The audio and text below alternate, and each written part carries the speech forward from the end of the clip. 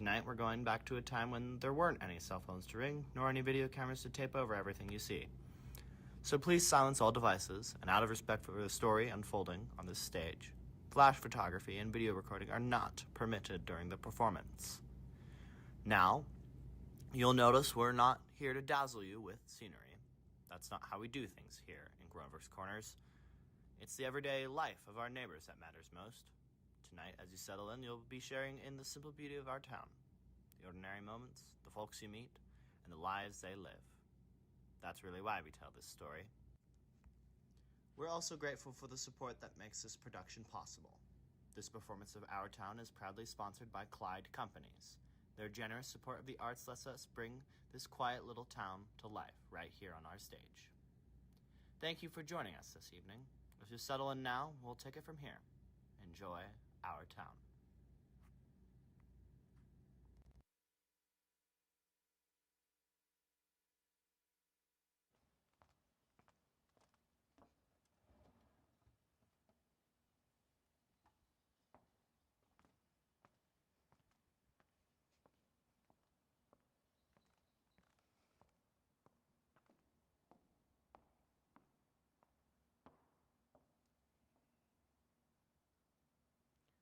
This play is called Our Town. It was written by Thornton Wilder, is being directed and produced by Miss Sophia Davis. In it, you'll see numerous faces: Miss Hadley Johnston, Mr. Max Whittemeyer, Miss Chloe Pham, Mr. Matt Kessler, along with many others. The name of the town is Grover's Corners, New Hampshire. Latitude 42 degrees, 40 minutes, longitude 70 degrees, 37 minutes. The first act shows a day in our town. The day is May 7th, 1901. The time is just before dawn. There's beginning to see streaks of light over in the east there, beyond our mountain. The morning star always gets so wonderfully bright the minute it has to go, doesn't it? Well, I better show you how our town lies. Across here is Main Street. Over there is the railway station. Tracks run that way. Across the tracks is Polish Town with some Canuck families. Congregational Church and Presbyterian are over there, across from one another. Methodist and Unitarian are over there. Baptist is down the holla by the river. Catholic Church is farther over. Here's the town hall and post office combined, jails in the basement.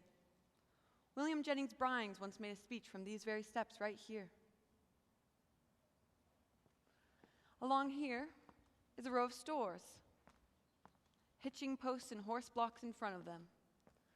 The first automobile is going to come around in about 5 years, belonging to our richest citizen, banker Cartwright. He lives up in that big white house over on that hill over there. Here's the grocery store and Mr. Morgan's drugstore. Almost everybody in town looks through those two stores' windows at least once a day.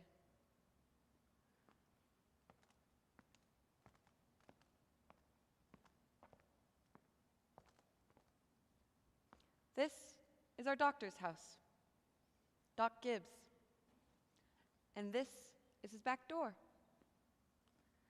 There's some scenery for those of you who think you need scenery. This is Mrs. Gibbs' garden. Corn, peas, hollyhock, heliotrope, and a lot of burdock. In those days, our newspaper came out twice a week, the Grover's Corners Sentinel. And this is Editor Webb's house. And this is Mrs. Webb's garden. The same as Mrs. Gibbs, only a lot of sunflowers too. And right here is a big butternut tree. Nice town. You know what I mean? Nobody very remarkable has ever come out of it, far as I know. The earliest tombstones say 1670, 1680. They're Grovers and Cartwrights and Gibbses and Herseys, same names as there are around here now. Well, as I said, it's about dawn. The only lights on in town is over in Polish Town, where a young mother has just had twins. And in the Joe Crowell house, where Joe Jr. is getting up to deliver the morning paper. And at the depot, where Shorty Hawkins has just watched the 5:45 for Boston go by.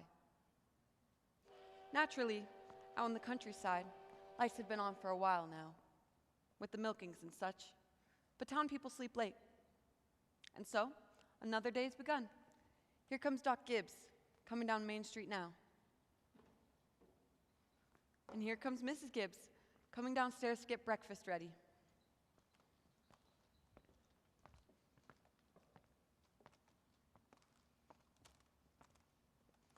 Doc Gibbs died in 1930.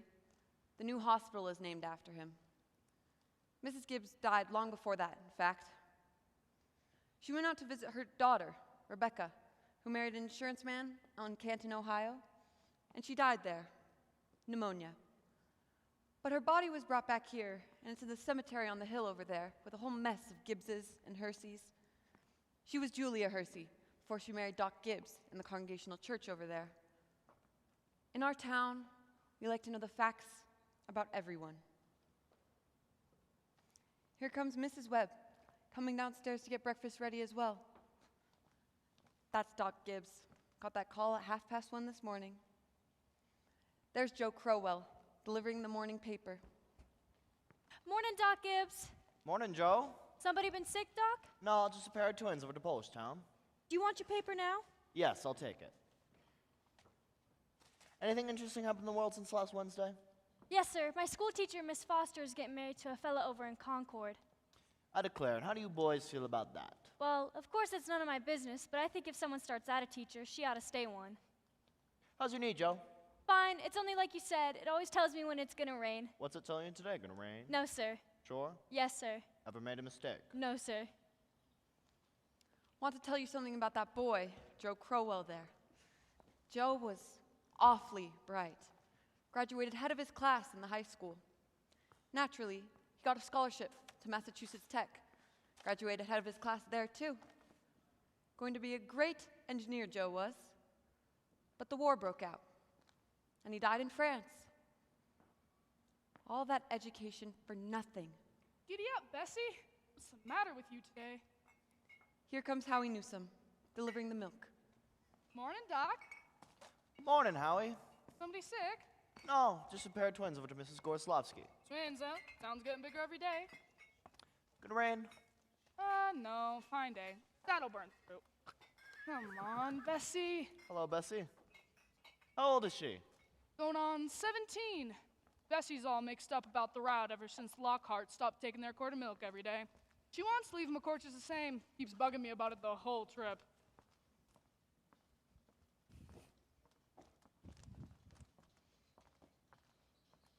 Good morning, Howie. Morning, Mrs. Gibbs. Doc's just come down the street. Is he? Seems like you're late today. Yeah, something went wrong with the separator. Don't know what 'twas. Doc? Howie? Children, time to get up. Come on, Bessie. George, Rebecca. Everything all right, Frank? Yes, I declare, easy as kittens. Sit down and drink your coffee. Bacon will be ready in a minute. You can catch a couple hours of sleep this morning, can't you? Mrs. Wentworth's coming over at 11. I guess I know what it's about anyways. Her stomach ain't acting what it ought to be. All told, you won't get more than 3 hours of sleep, Frank Gibbs. I don't know what's going to become of you. I do wish I could get you to go on a real trip and get some real rest for a change. I think it would do you good. Emily, time to get up. Wally, 7 o'clock. I declare you must speak to George. Something's come over him lately. He's been no help to me at all. I can't even get him to chop me some wood. Is he sassy to you? No, he just whines. All he thinks about is that baseball. Hmm. George, Rebecca, you'll be late for school. George, look sharp. Yes, Pa. Don't you hear your mother calling you? Guess I'll go upstairs and get 40 winks. Wally, Emily, you'll be late for school. Wally, you wash yourself good or I'll come up there and do it myself. Ma, what dress shall I wear? Don't make a noise. Your father's been out all night and needs his rest. I've washed and ironed the blue gingham for you special. Ma, I hate that dress. Oh, hush up with you. Every day I go to school looking like a sick turkey. Now, Rebecca, you always look very nice. Mama, George is throwing soap at me. I'll go up and slap the both of you. That's what I'll do. Hear it? Makes blankets. The Cartwrights own it, and it's brung them a fortune.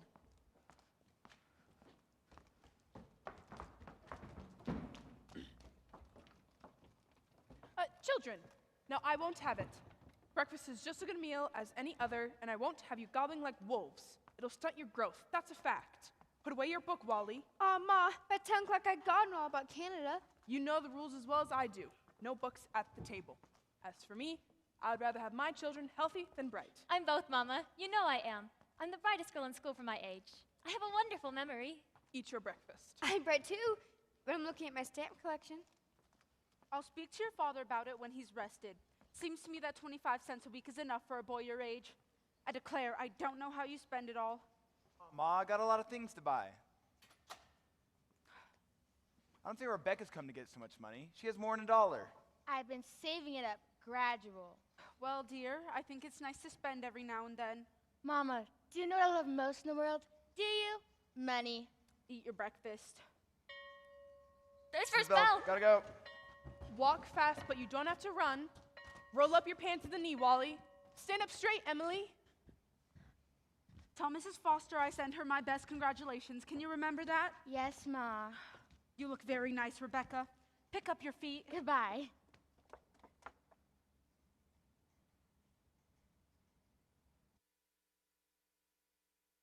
Here, chick, chick, chick, chick, chick. Here, chick, chick, chick, chick, chick. Oh, go away with you. Go away. Here, chick, chick, chick. Fight, fight, fight. That's all you do. Who are you? You don't belong to me. Oh, don't be scared. Nobody's going to hurt you. Oh, good morning, Myrtle. How's your cold? Well, I still get that tickling feeling in the back of my throat. I told Charles I didn't know as I go to choir practice tonight. Wouldn't be any use. Have you tried singing over your voice? Yes, but somehow I can't do that and stay on key. While I'm resting myself, I thought I'd string some of these beans. Let me help you. Beans have been good this year. I've decided to put up 40 quarts if it kills me. The children say they hate him, but I noticed they're able to get him down all winter. Now, Myrtle, I have to tell you something, because if I don't tell somebody, I'll burst. Why, Julia Gibbs. Myrtle, did one of those second-hand furniture men from Boston come and see you last Friday? No. Well, he called on me. At first, I thought he was a patient wanting to see Doc Gibbs, and he wormed his way into my parlor. But Myrtle Webb, he offered me $350 for Grandmother Wentworth's highboy as I'm sitting here. Why, Julia Gibbs? He did. That old thing. Why, it's so large I didn't know where to put it, and almost gave it to Cousin Hester Wilcox. Well, you are going to take it, aren't you? I don't know. You don't know? $350. What's come over you? Well, if I could get the doctor to take the money and go on a real trip, I'd sell it like that. You know, Myrtle, it's always been a dream of mine to go see Paris, France. Oh, I don't know. Sounds crazy, I suppose, but I always told myself that if we had the option... How does the doctor feel about this? Oh, you know how he is. I haven't heard a serious word out of him since the day I've met him. No, he said it would make him discontented with Grover's Corners to go traipsing around Europe. Better yet, well enough alone, he says. Every 2 years he makes it to the battlefields of the Civil War, and that's enough trip for anybody, he says. Well, Mr. Webb just admires the way Dr. Gibbs knows everything there is to know about the Civil War. Mr. Webb's a good mind to give up Napoleon and move to the Civil War, only Doc Gibbs being one of the greatest experts in the country just makes him despair. It's a fact. Dr. Gibbs is never so happy as when he's in Antietam or Gettysburg. Oh, the times I've walked over those fields, Myrtle, pacing it all out, looking at every bush like we were going to buy it. Well, if that second-hand man is serious about buying it, Julia, you sell it, and then you'll get to see Paris, all right? Just keep dropping hints from time to time. That's how I got to see the Atlantic Ocean, you know. Oh, I'm sorry I've mentioned it. Only seems to me that once in your life you've got to go to a place where they don't speak English and don't even want to. Thank you, ladies. Thank you. Now, we're going to skip ahead a few hours, but first we want a little more information about this town. A scientific account, you might say. So, I've asked Professor Willard of our state university to come fill in a few details for us. Is Professor Willard here. May I introduce Professor Willard of our state university? A few brief notes, Professor. Our time is limited. Yes. Grover's Corners, let me see. Yes.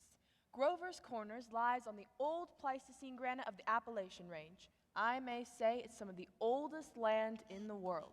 We are very proud of that.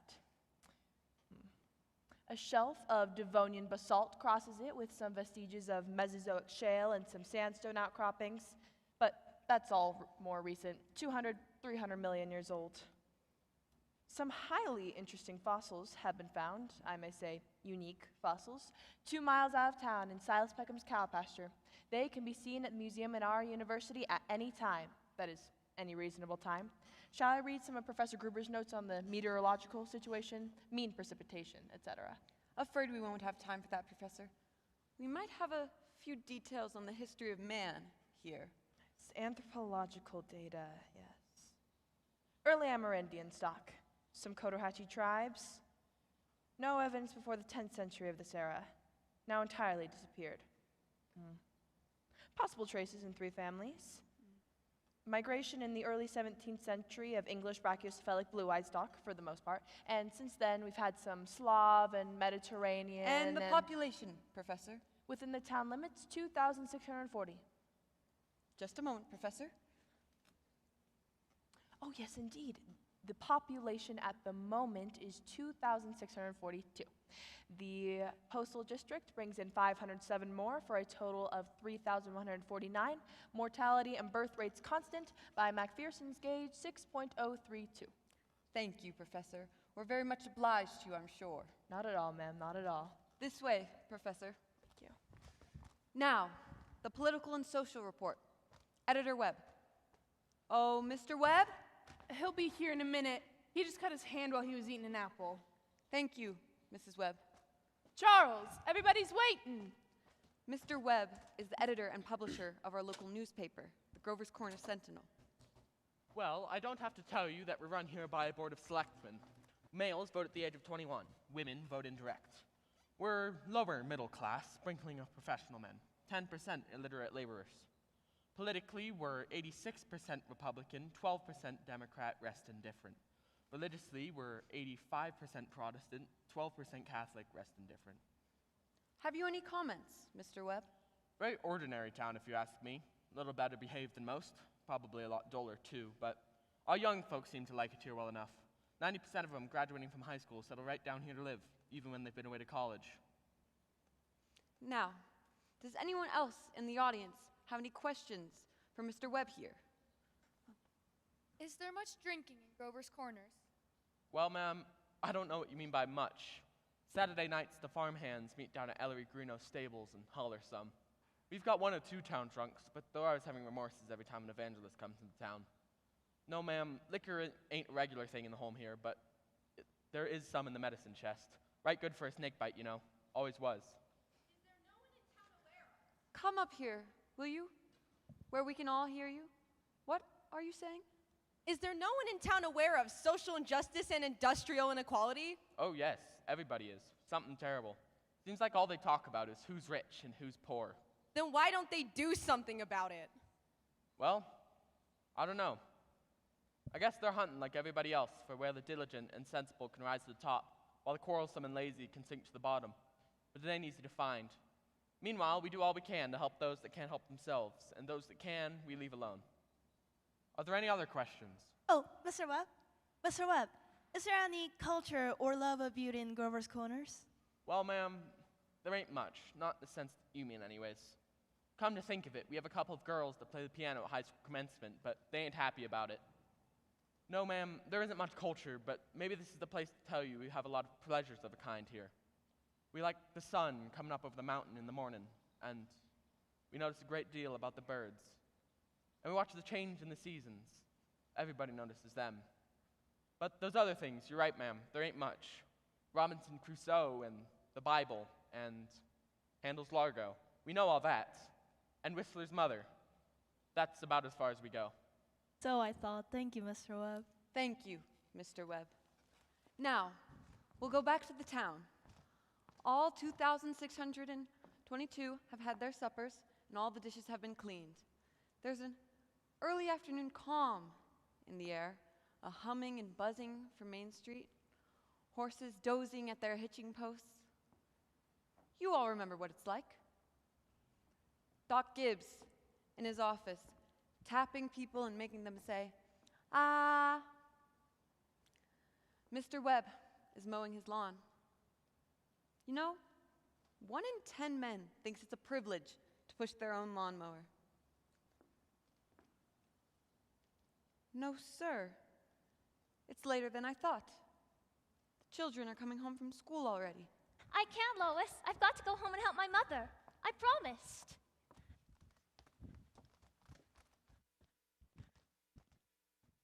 Emily, walk simply. Who do you think you are today? Papa, you're terrible. One minute you tell me to stand up straight, and the next minute you call me names. I just don't listen to you. Golly, I've never been kissed by such a great lady before.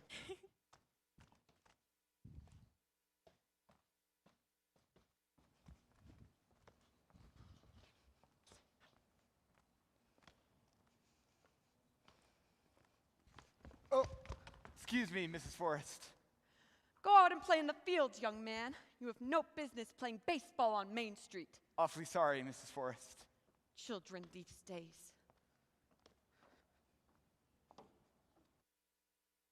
Hello, Emily. Hello? You made a fine speech in class today.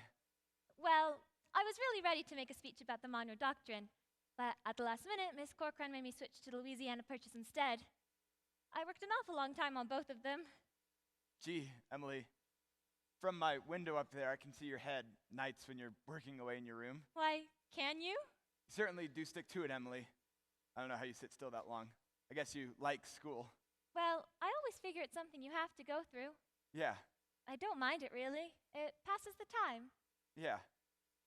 Emily, what do you say we work out a kind of telegraph from your window to mine? And you can, I don't know, give me a hint or two on some of those algebra problems?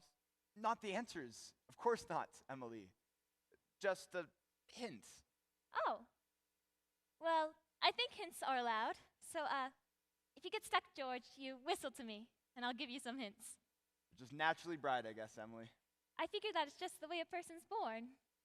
Yeah, but you see, I want to be a farmer, and my Uncle Luke says that whenever I'm ready, I can come and work on his farm, and if I'm any good, I can just gradually have it. You mean the house and everything? Yeah.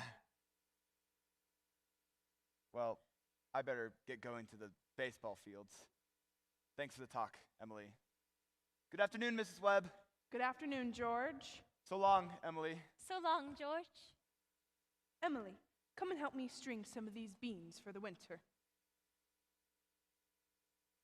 George Gibbs let himself have a real conversation, didn't he? Why, he's growing up. How old would George be? I don't know. Let's see. He must be almost 16. Mama, I made a speech in class today, and I was very good. You must recite it to your father at supper. What was it about? The Louisiana Purchase. It was like silk off a spool. I'm going to make speeches all my life. Mama, are these big enough? Try to get them a little bigger if you can. Mama, will you answer me a question? Serious? Seriously, dear, not serious? Seriously, will you? Of course I will. Mama, am I good looking? Of course you are. All of my children have got good features. I'd be ashamed if they hadn't. Mama, that's not what I mean. What I mean is, am I pretty? I've already told you, yes. Now that's enough of that. You have a nice, young, pretty face. I never heard of such foolishness. Mama, you never tell us the truth about anything. I am telling you the truth. Mama, were you pretty? Yes, I was, if I do say it. I was the prettiest girl in town next to Mamie Cartwright. But Mama, you've got to say something about me. Am I pretty enough to get anybody, to get people interested in me? Emily, you make me tired. Now stop it. You're pretty enough for all normal purposes. Come along now and bring that bowl with you. Oh, Mama, you're no help at all. Thank you, Mrs. Webb. Thank you, Emily. Now, I'm going to have to interrupt again here. You see, there's a few more things we still need to know about this town. I think now is a good time to tell you that the Cartwright interests have begun to build a new bank in Grover's Corners. Had to go to Vermont for the marble, I'm sorry to say. They've asked a friend of mine what they should put in the cornerstone for people 1,000 years from now to dig up. Naturally, we're putting in a copy of the New York Times and Grover's Corner Sentinel. A few of us are really interested in this because these scientist fellows have created this glue, this silicate glue that they can paint on all the reading material and make it last 1,000, 2,000 years. So, we're including a copy of the United States Constitution, a copy of the Bible, and a copy of William Shakespeare's plays. What do you say, folks? What do you think? You know, Babylon once had 2 million people in it. And all we know about them is the name of their kings, some copies of some wheat contracts, and copies for the sale of slaves. Yet every day the fathers came home from work, and the families sat down for dinner, and the smoke came up the chimneys, same as it is here now. And even with Rome and Greece and such, all we know about the real lives of the people is what we can piece together for some joking comedies and poems written for the theater. That's why I'm going to include a copy of this play in the cornerstone, so people 1,000 years from now will know a few simple facts about us, more than they know about the Lindbergh Flight or the Treaty of Versailles. You know what I mean? So, people 1,000 years from now, this is the way we were in the provinces north of New York in the beginning of the 20th century. This is the way we were in our living, in our growing up, in our marrying, and in our dying. A good deal of time has gone by now. It's evening. You can hear the start of choir practice over at the Congregational Church. The children are at home, doing their schoolwork. The day's running down like a tired clock. Blessed be the tie that binds our hearts in Christian love. The fellowship of kindred mind is like to that above. Now look here, everyone. Music come into the world to give pleasure. Again. Blessed be the tie that Softer. binds our hearts Softer. in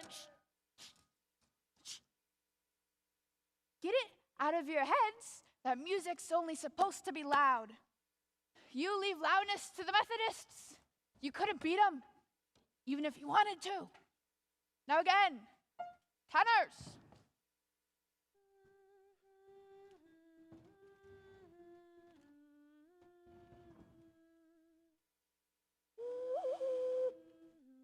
Emily.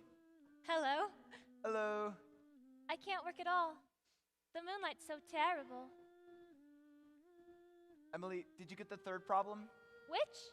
The third. Why, yes, George. That's the easiest of them all.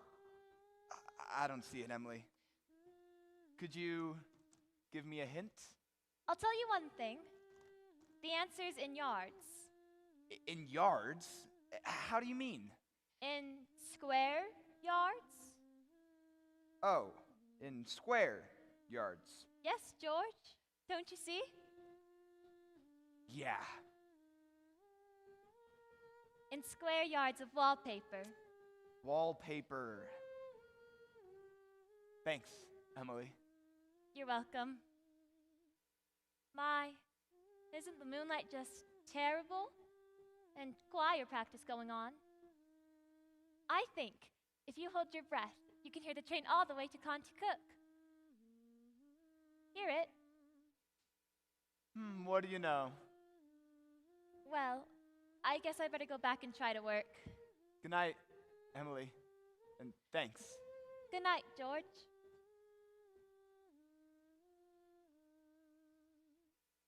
Now, before I forget it, how many of you could come in Tuesday afternoon and sing at Fred Hersey's wedding? Show your hands. That'll be fine. That'll be right nice. We'll do the same music we did for Jane Trowbridge's last month. Now we'll do Art Thou Weary, Art Thou Languid? It's a question. Ladies and gentlemen, make it talk. Oh, George, can you come down for a minute? Sure thing, Pa.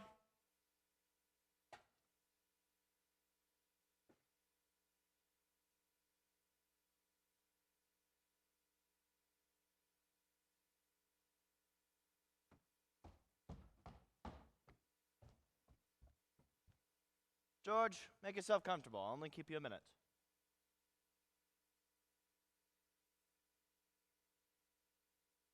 George, how old are you?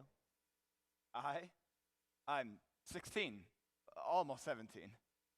And what do you want to do after school's over?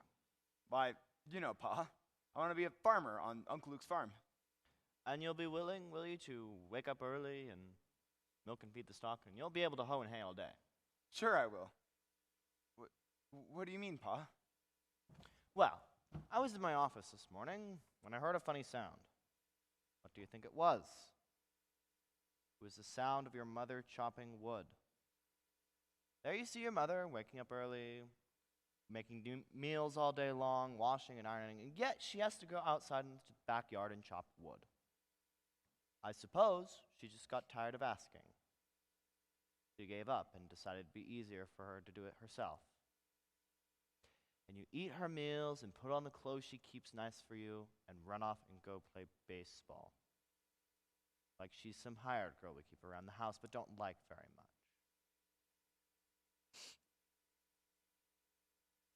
Well, I knew all I had to do was call your attention to it. Here's a handkerchief. Here's a handkerchief, son.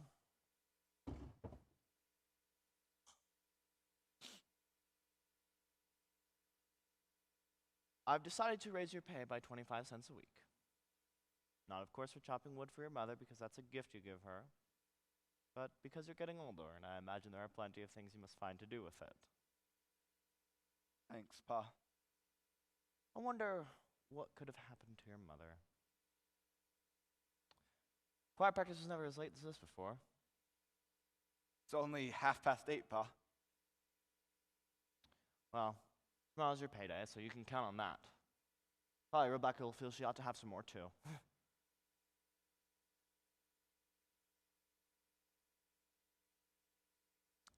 I don't know why she's in that old choir. She ain't got no more voice than an old crow. Traipsing around the streets at this hour of the night.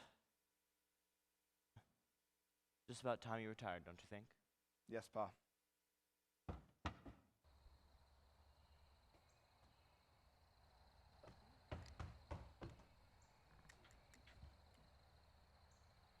Good night, Martha. Good night, Mr. Foster. I'll tell Mr. Webb. I know he'll want to put it in the paper. My, it's late. Good night, Irma. Real nice choir practice, wasn't it? Myrtle Webb, would you look at that moon? Potato weather for sure. Naturally, I didn't want to say a word about it in front of the others, but now that we're alone. Really, it's the worst scandal that ever was in this town. What? Simon Stimpson. Now, Luella. But, Julia, to have the organist of a church drink and drunk year after year. You know he was drunk tonight. Now, Luella, we all know about Mr. Stimpson, and we all know about the troubles he's been through. And Dr. Ferguson knows too. And if Dr. Ferguson wants to keep him there on the job, then the only thing the rest of us can do is just not think about it. Not think about it? But it's getting worse. No, it isn't, Luella. It's getting better. I've been in that choir twice as long as you have. It doesn't happen nearly so often. I hate to go to bed on a night like this. I better hurry. Those children will be sitting up till all hours. Good night, Luella. Good night. Can you get home safe, Luella? It's as bright as day out. I can see Mr. Soames scowling through the window now. You think we've been to a dance the way the menfolk carry on. Good night. Good night.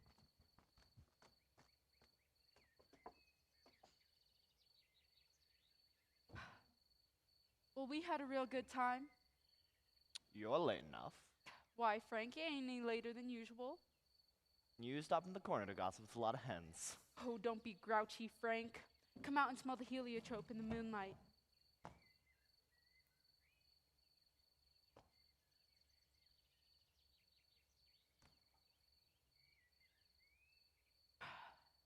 Isn't that nice?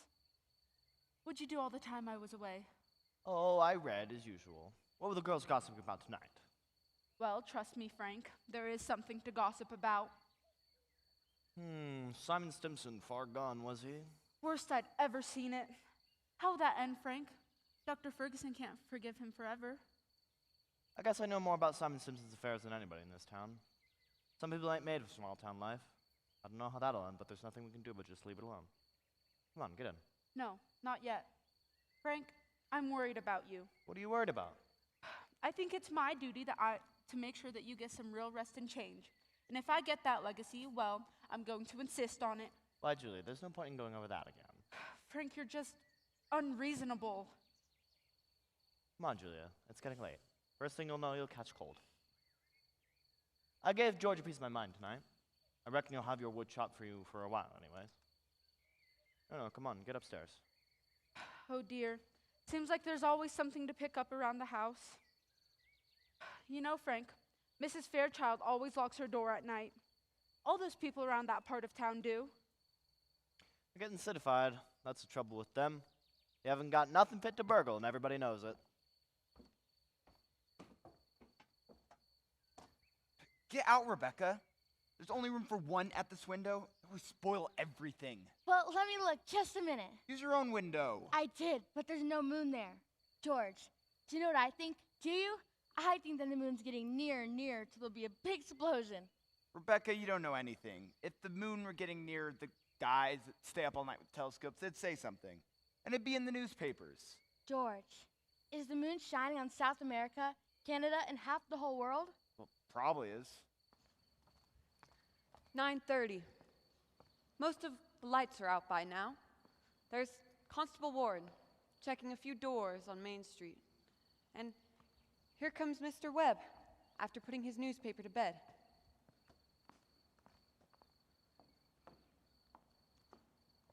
Good evening, Bill. Evening, Mr. Webb. Quite a moon. Yep.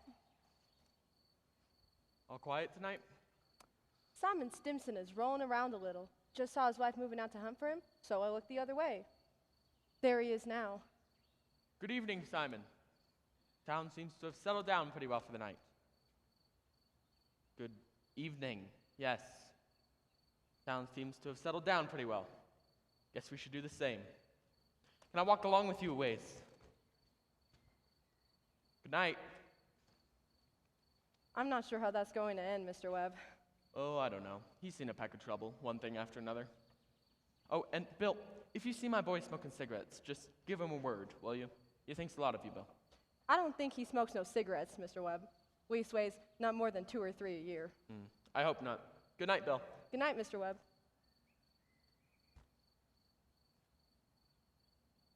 Who is that up there? Is that you, Myrtle? No, it's me, Papa. Why aren't you in bed? I don't know. I just can't sleep yet. The moonlight's so wonderful. And the smell of Mrs. Gibbs' heliotrope. Smell it? Yes. Haven't any troubles on your mind, have you, Emily? Troubles, Papa? No.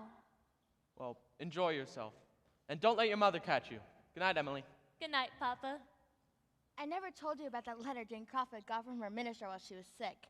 He wrote Jane a letter, and on the envelope it went like this. Jane Crawford, the Crawford Farm. Grover's Corners, Stoughton County, New Hampshire, United States of America. What's so special about that? But wait, that's not it.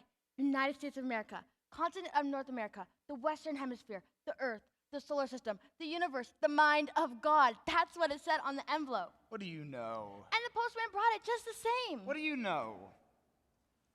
That's the end of the first act, friends. You all stay seated now.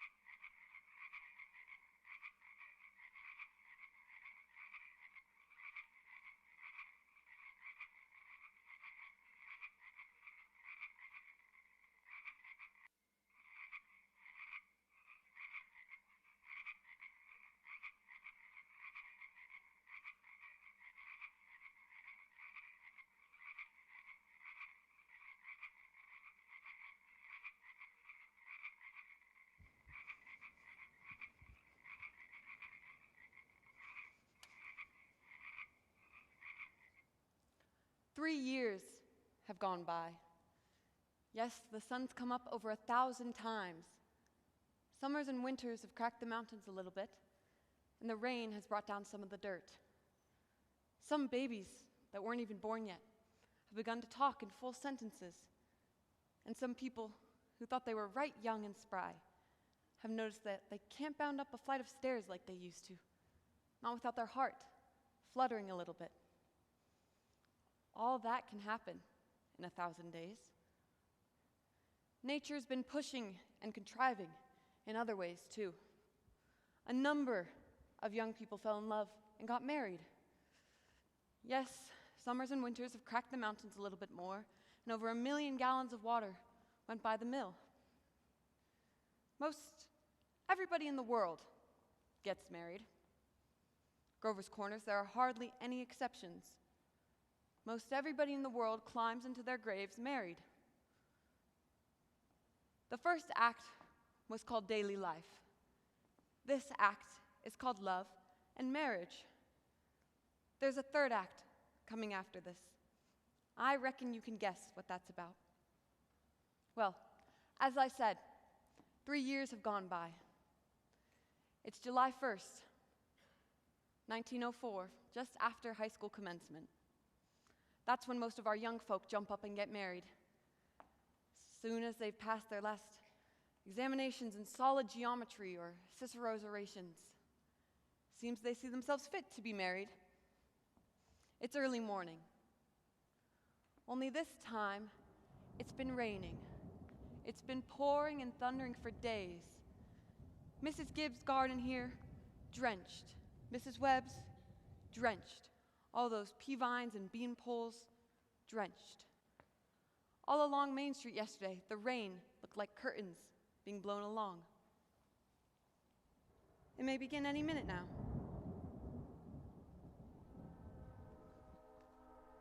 There, you can hear the 5:45 for Boston. Here comes Mrs. Webb and Mrs. Gibbs, coming downstairs to get breakfast ready as if it were any ordinary day. I don't have to point out to the ladies in my audience that those women they see before them cooked 3 meals a day, one of them for 40 years, the other for 20, and never a summer vacation.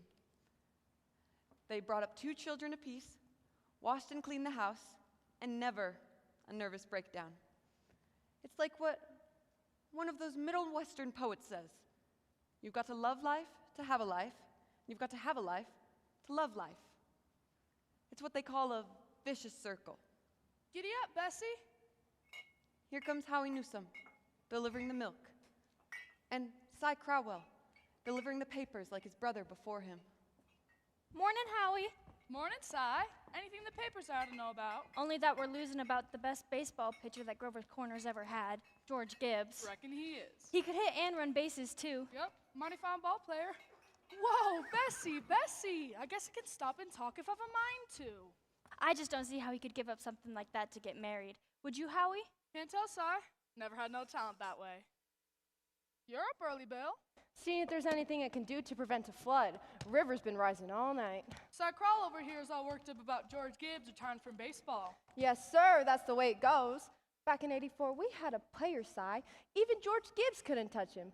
Name of Hank Todd. Went down to Maine and became a parson. Wonderful ball player.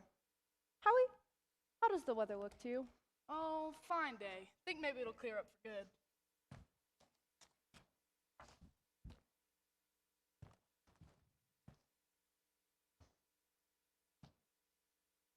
Good morning, Howie. Do you think it's going to rain again? It rains so heavy, think maybe it'll clear up. Certainly hope it will. How much did you want today? Oh, I'm going to have a house full of relations today, Howie. Looks like I'll need 3 a milk and 2 a cream. My wife told me to tell you as how we both hope they'll be very happy, Mrs. Gibbs. No, they will. Thanks a lot, Howie. Tell your wife we hope she makes it to the wedding. She'll be there. She'll be there if she can.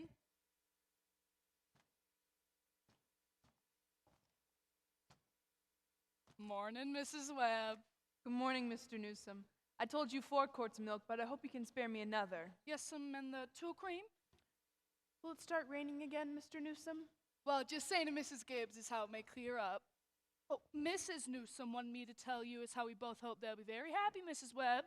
No, they will be. Thank you, and thank Mrs. Newsom. And we're counting on seeing you at the wedding. Yes, we'll get there. Couldn't miss that. Come on, Bessie. Well, Ma, the time has come. You're finally losing one of your chicks. Frank Gibbs, don't you say another word. I feel like crying every minute. Sit down and drink your coffee. The groom's up shaving himself. Only there ain't an awful lot to shave. Whistling and singing like he's glad to leave us. Every now and then he says, "I do," to the mirror. Though don't sound very convincing to me. Oh, I don't know how he'll get along, Frank. I've arranged his clothes and seen it that he puts warm things on. Frank, they're just too young. Emily won't think of such things. He'll catch his death of a cough and cold within a week. How's remembering my wedding morning, Julia? Oh, don't start, Frank Gibbs.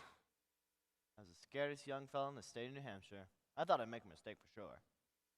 But when I saw you coming down that aisle, I thought you were the prettiest girl I'd ever seen. But the only trouble was, I'd never seen you before. I was at the Congregational Church marrying a total stranger. And how do you think I felt, Frank? Weddings are perfectly awful things.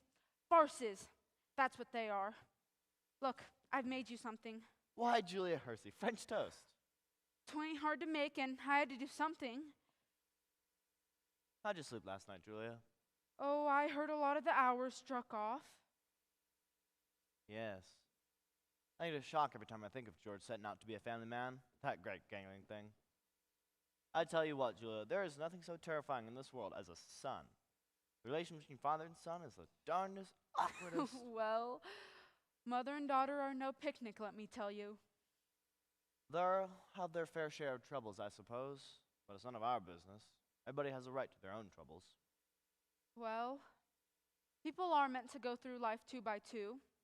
'Tain't natural to be lonesome. You want to know one of the things I was worried about when I married you? Oh, go along with you. I was afraid we wouldn't have material for conversation more than last us a few weeks. I was afraid we'd run out and eat our meals in silence. That's a fact. Well, you and I have been conversing for the past 20 years without any noticeable barren spells. Well, good weather, bad weather. 'Tain't very choice, but I always find something to say. Do you hear Rebecca stirring around upstairs? No. Only day of the year she hasn't been up there managing everybody's business. She's hiding in a room. I get the impression she's crying. Oh, Lord's sakes, this has got to stop. Rebecca! Rebecca, come and get your breakfast. Good morning, everybody. Only 5 more hours left to live. George Gibbs, where do you think you're going? Just across the grass to see my girl. Put on your overshoes. It's raining torrents. You'll catch your death of a cold and cough all through the service. Oh, Ma, it's just a step. George, do as your mother tells you.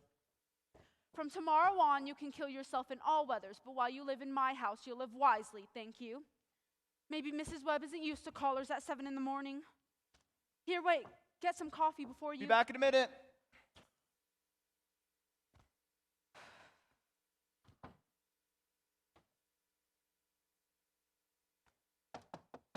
Good morning, Mother Webb. Goodness, you frightened me. Now, George, you can come in a minute out of the wet, but you know I can't ask you in. Why not? George, you know as well as I do, the groom is not allowed to see his bride on his wedding day. Not until he sees her in church. Aw, that's just a superstition. Good morning, Mr. Webb. Good morning, George. Mr. Webb, you don't believe in that superstition, do you? There's a lot of sense in some superstitions, George. Millions have followed it, George, and you don't want to be the first to fly in the face of custom. How's Emily? She hasn't waked up yet. I haven't heard a sound out of her. Emily's asleep? No wonder. We were up till all hours sewing and packing. Now I'll tell you what I'll do. You sit down here a minute with Mr. Webb and drink this cup of coffee. I'll go upstairs and see that she doesn't come down and surprise you. There's bacon too, but don't be long about it.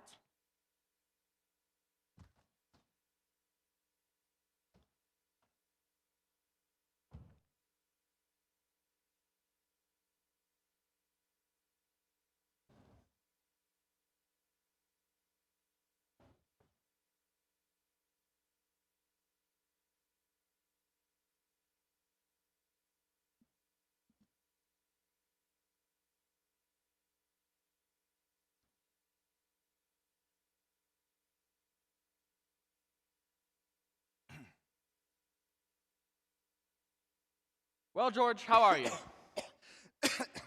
Fine, I'm fine.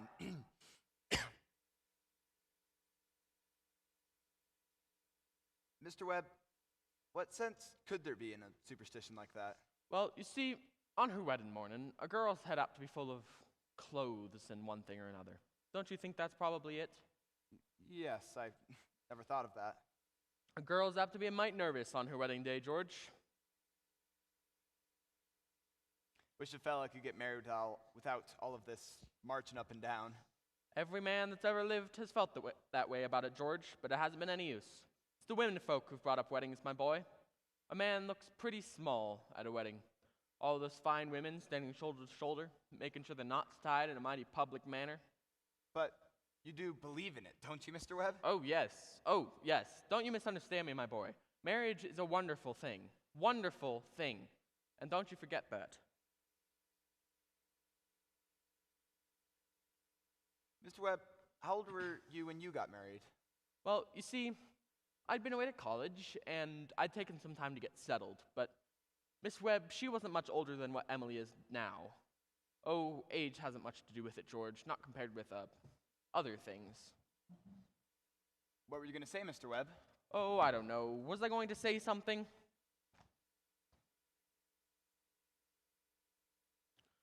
George, I was thinking the other night of some advice my father gave me when I was getting married. Charles, he said, Charles, start out early showing who's boss. Best thing to do is just to give an order, even if it don't make sense, just so she'll learn to obey. And he said, if anything about your wife irritates you, her conversation or anything, just get up and leave the house. That'll teach her, he said. And, oh yes, he said, never let your wife know how much money you have. Never. Mr. Webb, I don't think that I could. So, I took the opposite of my father's advice, and I've been happy ever since. And let that be a lesson to you, George. Never to take advice on personal matters.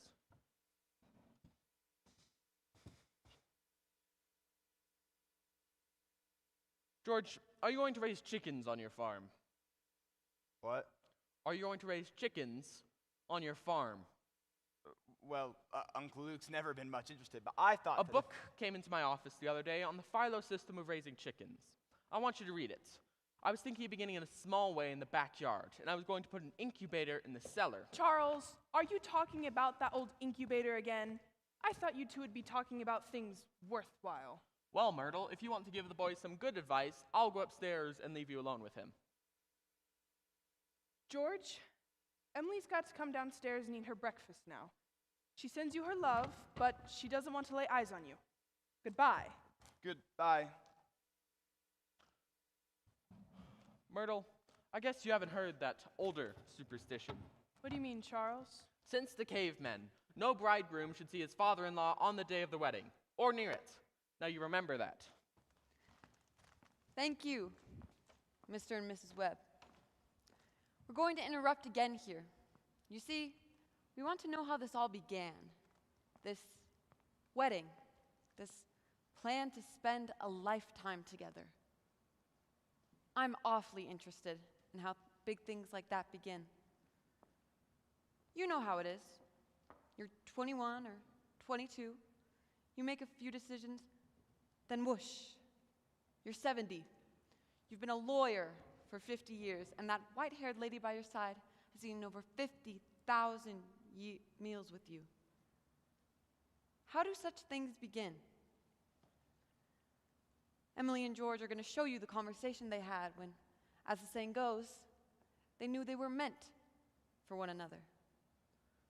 But before they do that, I would like you to do something for me. I need you to remember what it was like to have been very young, and particularly what it was like to have been very young and in love for the first time. When you felt like you were sleepwalking, didn't quite see the street you were in, didn't quite hear everything said to you. You're just a little bit crazy.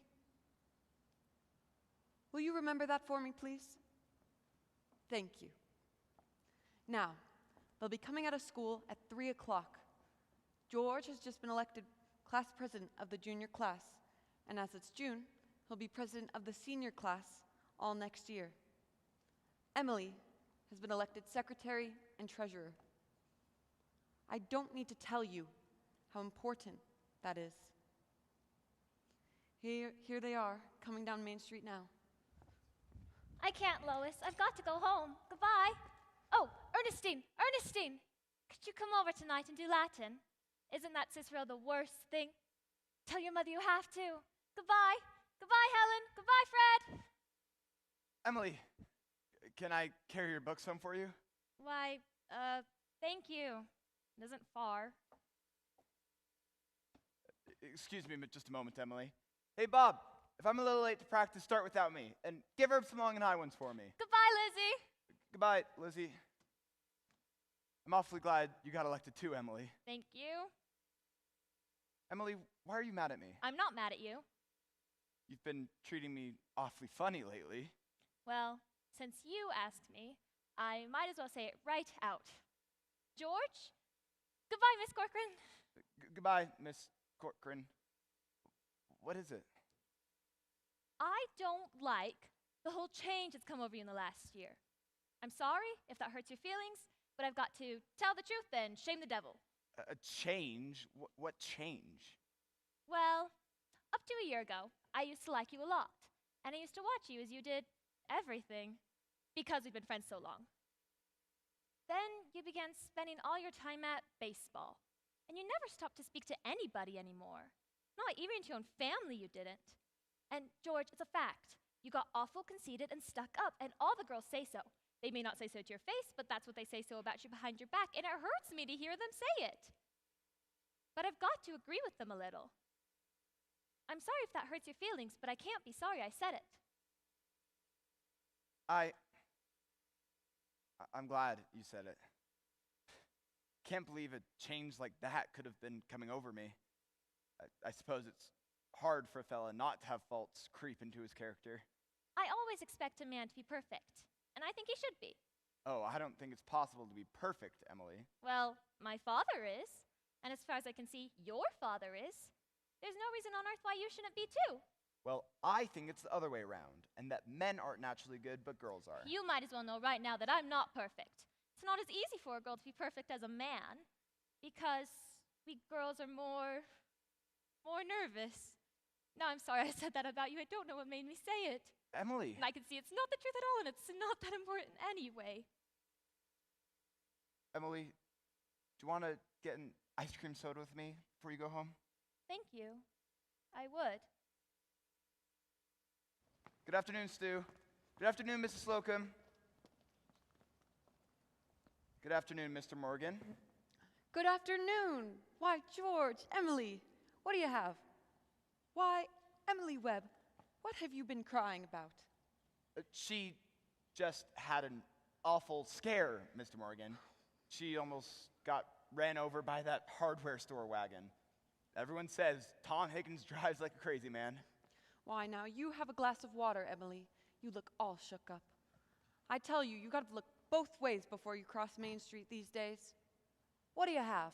I'll have a strawberry phosphate. Thank you, Mr. Morgan. No, Emily. Have an ice cream soda with me. 2 strawberry ice cream sodas, Mr. Morgan. 2 strawberry ice cream sodas. Yes, sir, yes, sir. There are 125 horses in Grover's Corners this moment I'm talking to you. State inspector was in here yesterday, talking about bringing in these automobiles. Why, I can remember when a dog could nap in the middle of Main Street all day, and nothing would come along to disturb him. Here they are. Enjoy them. Yes, Mrs. Ellis, what can I help you with? They're so expensive. No, Emily, don't you think of that. We're celebrating our election. And do you know what else I'm celebrating? No? I'm celebrating because I've got a friend who's willing to tell me all the things that ought to be told to me. George, please don't think of that. I don't know why I said it. It's not true. No, Emily, you stick to it. I'm glad you spoke to me like you did, but you see, I'm going to change. I'm going to change so quick, you bet I'm going to change. And, Emily, I want to ask you a favor. Yes? Emily, if I go away to State Agriculture College next year, will you write me a letter once in a while? I certainly will. I certainly will, George. Certainly seems like being away 3 years, you get out of touch with things. Maybe letters from Grover's Corners wouldn't seem so interesting after a while. Grover's Corners isn't a very important place when you think of all New Hampshire, but I think it's a very nice town. The day wouldn't come where I wouldn't want to know everything that's happening here. I know that's true, Emily.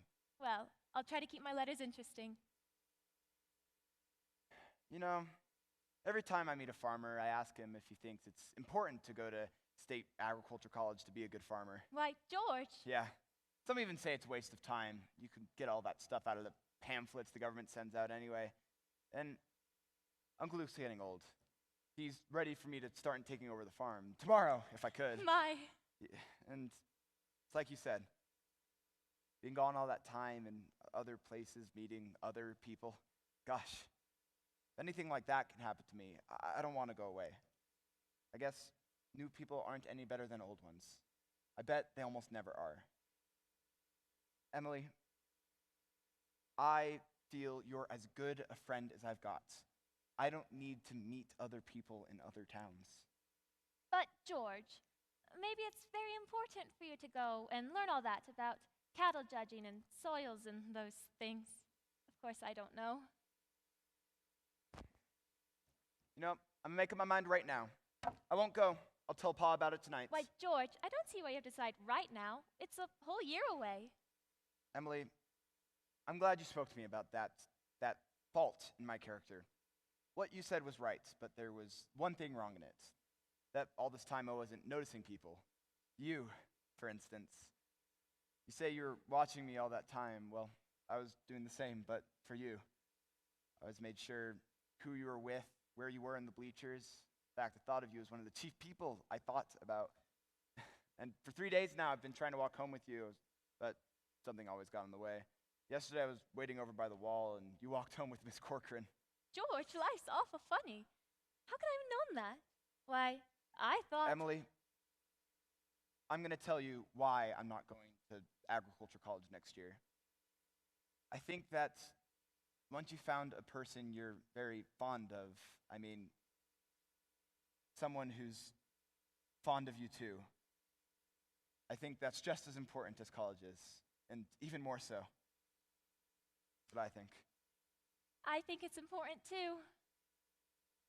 Emily, if I do change, would you be, I mean, could you be? I am now. I always have been. Well, I guess this is an important talk we've been having. Yes, yes. Hang on a second, I'll walk you home. Mr. Morgan, I'm going to have to run home to get you the money to pay for this. Why, George Gibbs, do you mean to tell me you ordered yes, those? But I had good reason. Here. Take my gold watch and hold on to it until I can get you the money. That's all right, George. You keep your watch. I'll trust you. Thank you. I'll be back in 5 minutes. I'll trust you 10 years, George. Not a moment over. Got over your shock, Emily? Yes, thank you, Mr. Morgan. It was nothing. I'm ready.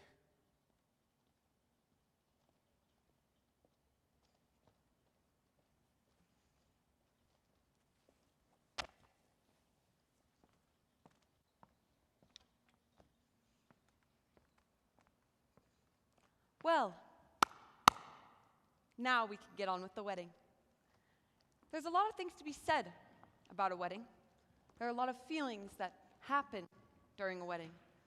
We can't get them into one wedding, naturally, and we can't get them into one Grover's Corners wedding, where they're awfully plain and short. You see, in this wedding, I play the minister. That gives me the right to say a few more things about it. You know, most churches consider marriage a sacrament.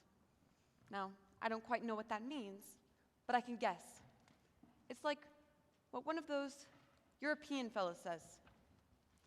Every child born is nature's attempt at making a perfect human being. Well, we've been seeing nature push and contrive for a while now, and we all know that nature is interested in quantity, but I think she's interested in quality, too. It's like what Mrs. Gibbs said a few moments earlier. People were made to live 2 by 2. This is a good wedding, but even at a good wedding, people are all mixed up at the bottom of their hearts. We thought that ought to be in our play too. The real hero of this wedding isn't on stage at all, and you know who that is.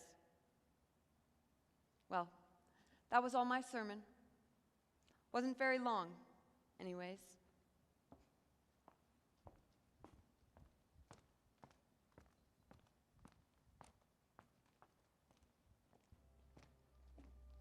I don't know why on earth I should be crying.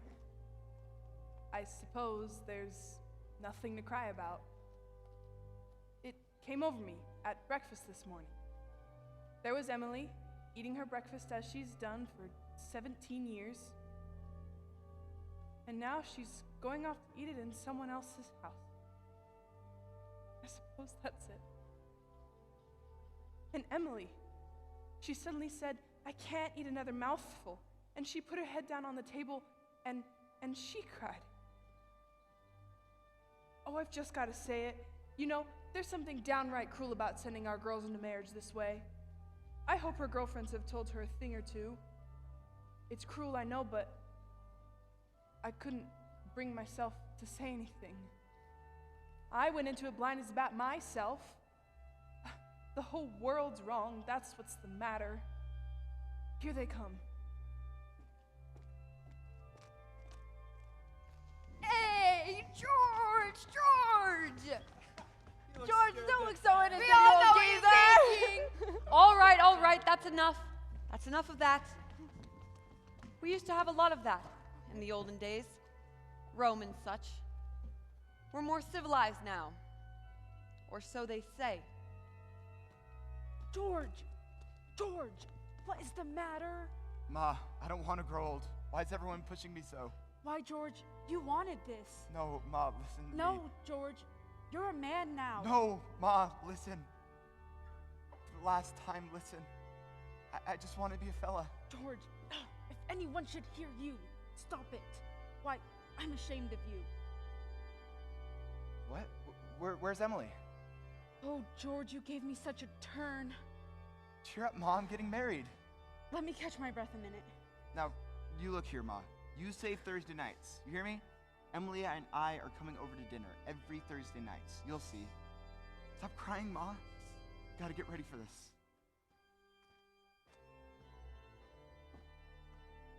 I've never felt so alone in my whole life. And George over there looking so... I hate him. I wish I were dead. Papa! Emily, now don't get upset. But Papa, I don't want to get married. Emily, now stop and think for a minute. Why can't I stay just for a moment, just as I am? Let's go away. Emily, you mustn't think of such things. But don't you remember that you used to say all the time? You used to say that I was your girl. There must be lots of places we could go to. I could work for you. I could keep house. Emily, you're just nervous. George, will you come here a minute? Why, you're marrying the best young fellow in the world. George is a fine young fellow. But, Papa... George, I'm giving you my daughter. Do you think you can take care of her? I want to. I want to try. Emily, I'm going to do my best. I love you, Emily. Well, if you love me, then help me. All I want is someone to love me. I'm going to try. And I mean forever. Do you hear? Forever and ever. Come. They're waiting. Now you know everything will be all right. Come quick.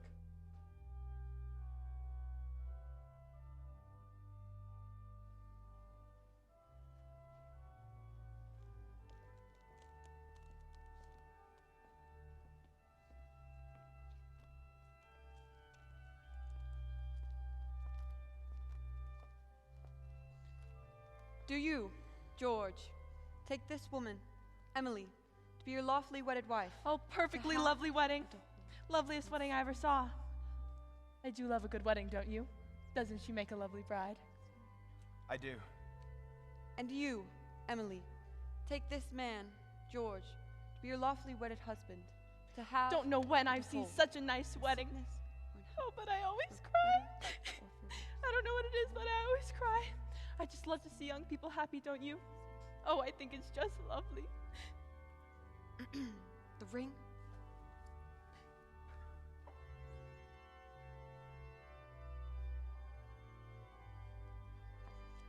I've married over 200 couples in my day. Do I believe in it? I'm not sure. The go-kart, the Sunday afternoon drives in the Ford, the children, the first rheumatism, the second rheumatism, the deathbed, the reading of the will. Once in 1,000 times, it's interesting. Well, let's have Mendelssohn's Wedding March.